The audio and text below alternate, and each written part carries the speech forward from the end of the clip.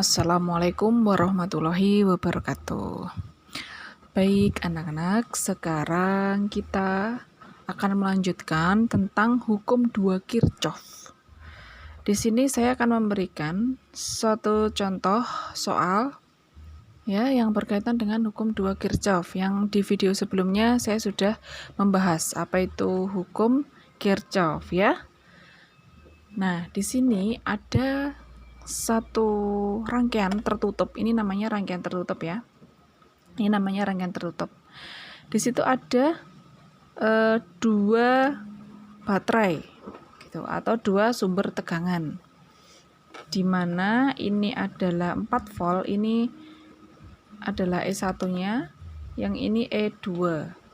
Nah, seperti yang kemarin sudah saya beritahukan bagaimana cara menentukan kuat arus pada setiap hambatannya, maka tentukan dulu arah loopnya ya. Pada ruang yang kiri, ini anggap aja ini ruang yang kiri ya. Ini ruang yang kiri, ini kita beri tanda dulu arahnya, ini loop 1. Nah, atau bisa juga kalian tentukan dulu arah arusnya ya. Kemudian ini loop 2. Kenapa arahnya kok ke situ, Bu? Kenapa yang loop satunya arahnya kok ke situ dan yang kedua ke sini? Biasanya untuk mempermudah kita ya dalam perhitungan nanti, arah loop itu searahkan dengan ini beda potensial dari positif ke negatif. Ini juga positif ke negatif. Begitu juga nanti kita saat menentukan arusnya. Jadi kita sudah tentukan loopnya ya, atau tadi itu kita tentukan dulu arah arusnya. Boleh. Jadi arah arusnya dari positif ke negatif. Lihat baterainya ya, ini positif, ini negatif. Maka arah arusnya kemana? Berarti ke sana. Karena di sini E1, ini kita beri R1, oke. Karena di sini E2, ini kita beri R2. Yang di sini, yang di tengah, ini adalah R3 misalnya. Nah, maka ini arus yang mengalir pada awal sini, ini anggap aja ini I1. Nah, kemudian yang dari sini juga, dari sini, sesuai arah loopnya. Dari positif ke negatif, arah arusnya. Berarti kan ke sana ya. Kan ini ke sini, ke situ, begitu kan.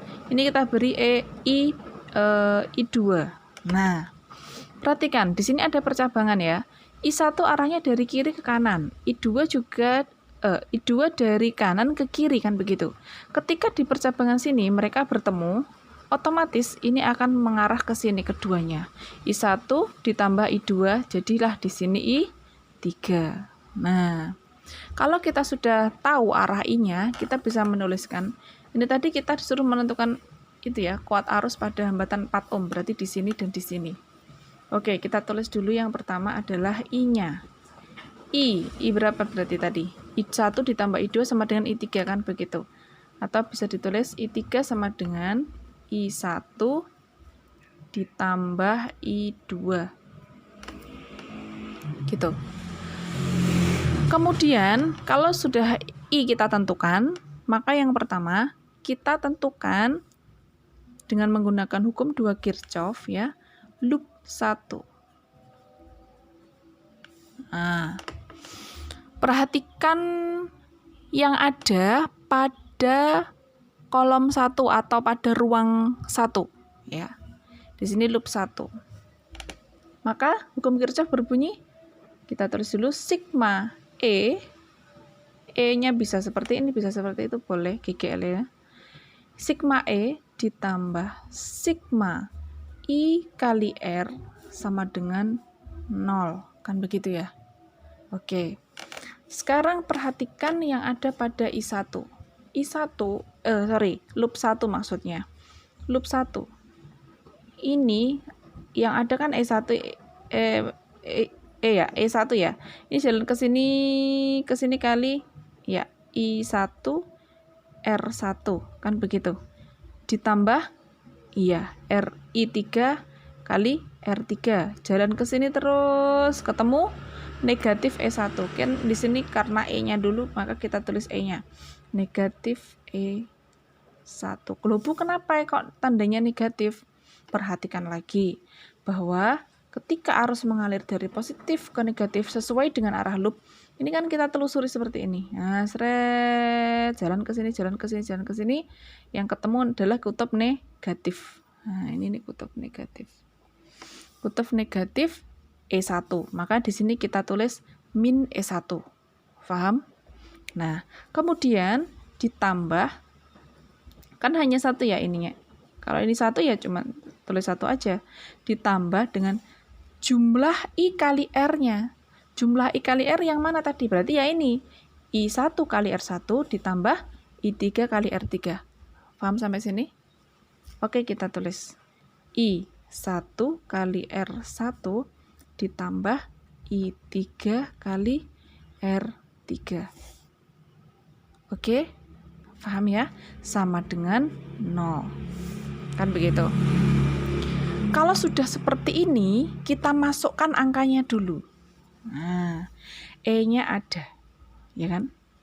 E1, tulis 4 volt minus ditambah. Ingat, kita tadi disuruh mencari kuat arus. Berarti ini I1, kita tetap menuliskannya I1 kali. R1-nya berapa? 4 ohm. Ditambah I3-nya kita cari. Kali R3-nya adalah 4 ohm sama dengan 0. Nah, hati-hati di sini ya. Jangan sampai kita keliru. Ini angka ada variabelnya, angka ada variabel.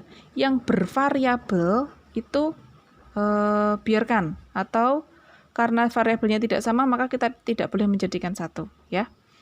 Yang angka saja pindah ruas ke kanan. Jadi ini biar enak bacanya, saya balik ya. 4I1 ditambah 4I3 sama dengan 4. Oke, paham sampai sini?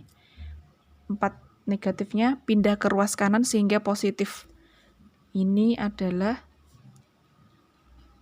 persamaan 1. Ini tetap, ini kita cari nanti. Oke, sudah selesai untuk loop 1 sampai di sini. Nah, sekarang kita tentukan loop 2-nya. Loop 2. Perhatikan pada loop 2. Jadi kita fokus ke loop 2-nya. Sama seperti loop 1 tadi.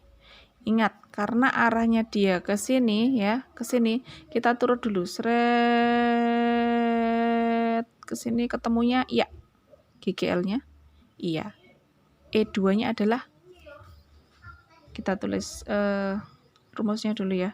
Sigma E ditambah sigma I kali R sama dengan 0.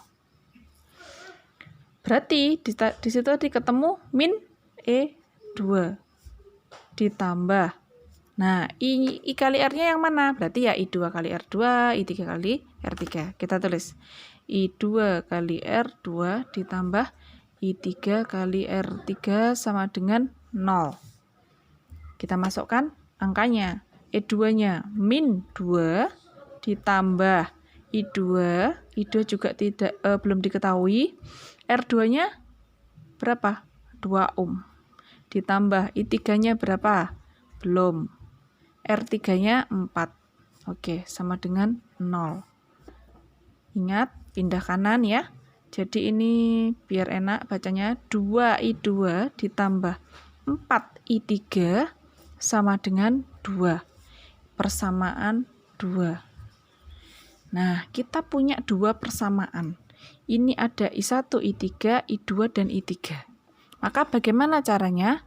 Dengan menggunakan cara substitusi atau apa namanya ya? Substitusi. Nah, kita substitusikan 1 dan 2. Maka kita pindah nih persamaannya. 4I1 ditambah 4I3 sama dengan 4. 2I2 ditambah 4I3 ini sama dengan 4I3-nya. Ini tetap ya.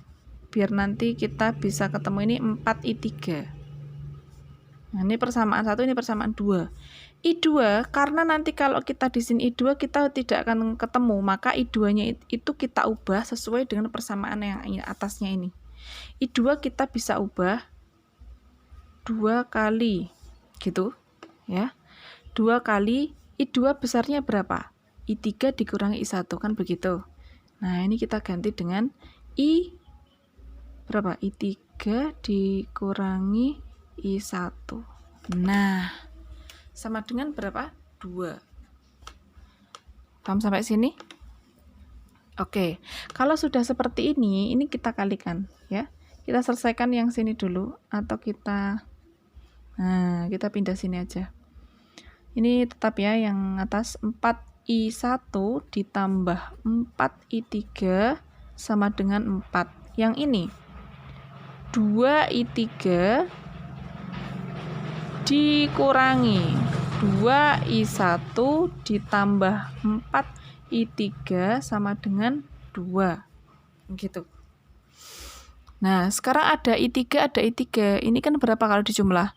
6, ya kan? Berarti kita bisa tuliskan di bawah sini. Berapa ini? Min 2I1 ditambah 6I3 sama dengan 2. Kan begitu kan? Oke, paham ya? Atau tadi kita bisa menuliskan di sebelah sini dulu gitu boleh. Sebelum kita menjadikan satu dengan persamaan 1. Nah, begitu. Nah, ini sudah jadi. I1 sama, ada I1-nya yang sama persamaan 1. I3-nya juga I3. Oke.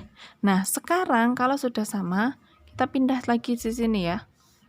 Ini pindah sini ya, nggak cukup nanti. 4I1 ditambah 4I3 sama dengan 4. Ini min 2I1 ditambah 6I3 sama dengan 2. Perhatikan kira-kira ada enggak yang itu bisa di nolkan salah satu I-nya. Kalau tidak, maka kita bisa mengalihkan, ya kan? Yang mana yang dikalikan? Atas atau bawah? Terserah ya. Kita cari I3-nya dulu misalnya. Maka kita bisa mengalihkan 2 I1-nya. Paham ya? Ini kali dengan 2.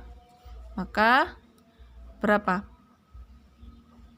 4I1 ditambah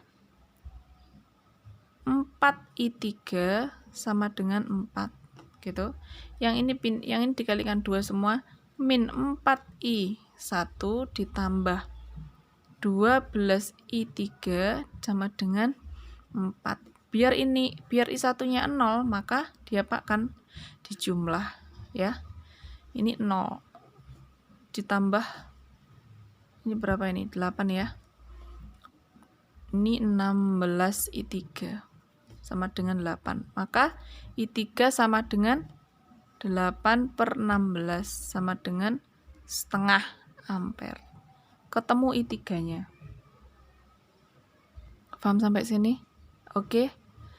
Pelan-pelan ya. Ini tadi enggak jadi satu. Oke, saya garis seperti itu. Nah, kemudian setelah I3 ketemu, ini akan lebih memudahkan kita menghitungnya. Langsung masukkan aja ke salah satu persamaan. Ke sini boleh, ke sini juga boleh. Tapi kan kita tadi disuruh mencari I1 sama I3 ya. Ya kan? Karena hambatan 4 ohmnya I sama ini. Ya. Langsung saja kita masukkan ke salah satu persamaan yang ada I1-nya yang mana? Masukkan ke sini misalnya. Ke persamaan 1. Boleh. Langsung kita hitung. Maka dengan menggunakan persamaan 1 ini ya. Persamaan 1. 4I1 kenapa ini tadi? 4I1 ditambah 4I3 sama dengan 4. Kita masukkan setengahnya. 4I1 ditambah 4 kali setengah sama dengan 4. Coret-coret tinggal 2, ya kan? Pindah ruas ini jadi negatif. 4 dikurangi 2, 2. 4I1 sama dengan 2. Maka I1 sama dengan setengah ampere. Oke, paham sampai di sini anak-anak? Oke, semoga bisa bisa mengerti ya semuanya. Nanti kalau bingung boleh langsung WA saya ya. Lalu yang I2-nya Bu, gimana? Kalau misalnya disuruh mencari, ya gampang, tinggal ganti aja semuanya. Ini tambah gampang ini. I1-nya sudah ada, ya kan? I3-nya sudah ada. Masukkan aja ke persamaan yang lebih mudah. Yang mana? Ya atas ini sendiri. Tinggal masukin. Kalau I3-nya setengah, I1-nya ketemu setengah, berarti I2-nya berapa? Berapa I2-nya? Hitung sendiri ya. Gampang kan? Udah gitu aja selesai. Oke. Terima kasih. Kita lanjutkan nanti ke contoh-contoh soal yang lainnya. Terima kasih. Wassalamualaikum warahmatullahi wabarakatuh.